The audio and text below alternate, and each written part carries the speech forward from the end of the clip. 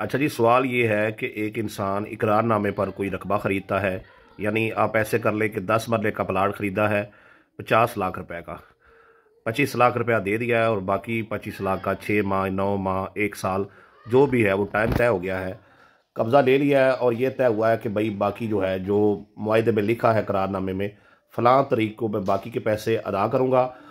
मैं पैसे अदा करने का पाबंद हूँ और आप जो है वो रजिस्ट्री करके देने के पाबंद हैं।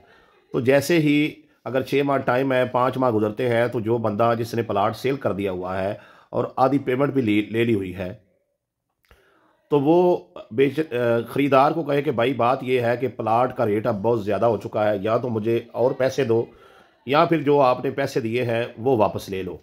तो ऐसी सूरत में क्या करना चाहिए और क्या ऐसे हो जाता है? अच्छा, ये भी बता दूं कि कल एक दोस्त ने कॉल की और उसने सवाल किया कि भाई मैंने रजिस्ट्री करवा ली है, इंतकाल करवा लिया है और रजिस्ट्री इंतकाल जो हुआ है उसको तकरीबन 2 साल गुजर गए हैं, कब्ज़ा भी मेरा है, गिरदावरियाँ भी मैंने अपने नाम पे करवाई हुई हैं। तो जिस बंदे से रकबा ख़रीदा है अब वो कह रहा है कि भाई मुझे जो है ना पुराने जो रेट पर मैंने आपको जगह बेची थी उसके साथ थोड़ा बहुत मुनाफा लो, और 5 एकड़ रकबा मैंने ख़रीदा था, 2 एकड़ रकबा जो है वो वापस मांग रहा है। कह रहा है नहीं तो फिर मेरा कोई बहन भाई तुम पर शुफा करेगा। तो यानी ये दोनों जो चीज़ें हैं इसमें मुआहदा जो है वो, एक में मुआहदा जो है वो मुकम्मल हो चुका है, उस पर भी बात करते हैं, और जो मुकम्मल नहीं हुआ उस पर भी करते हैं। देखिए, इकरारनामा लिखने का मकसद ये है कि आप जो है अब अगर वो बंदा बाकी जो टाइम है उसमें आपके पैसे जो है वो रेडी है, तो आप अदालत में केस करें और अपने पैसे जो हैं वो रखें, चूँकि अदालत में आपको जमा करवाने होंगे। और टाइम पर अगर वो बंदा जो है उसको नोटिस जारी किया जाएगा, वो नहीं आता है, तो इंशाल्लाह आपके हक़ में जो है वो डिग्री हो जाएगी और उसके बाद जो है आप की रजिस्ट्री इंतकाल जो है बाज़री अदालत करवा दिया जाएगा। बात यह है कि आपने थ्रेड नहीं होना, परेशान नहीं होना। जब मुआहदा लिखा जा चुका है तो सेल करने वाला उसका पाबंद है कि अब वो जो है उसी रेट पर आपको वो प्लाट दे।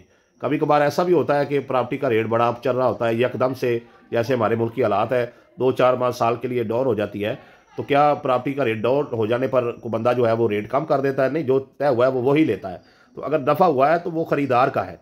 दूसरी बात यह है कि शुफा पर मैंने वीडियोज़ वगैरह भाई लगाई हुई हैं अपने YouTube channel Munir TV official 115 पे आप जाकर वो भी देखें, तो आपको जवाब मिल जाएगा और आप परेशान ना हो। कोई शुफा शाफा आप पर नहीं हो सकता, आप इजी रहें।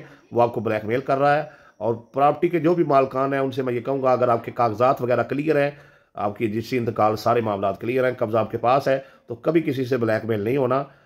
जो मुखालिफिन हैं वो आपको डराएंगे, अगर वो डर गए तो वो आपकी जगह पे कब्जा भी करेंगे, नजायज़ मुतालबात भी करेंगे। लेकिन अगर आप नहीं डरेंगे, आप डर जाएंगे, तो आपका कोई जो है वो नुकसान नहीं होगा। और जो बंदा हक पर हो, वैसे भी उसकी अल्लाह तबारक व तआला की तरफ से गैबी मदद जो है वो हो जाती है।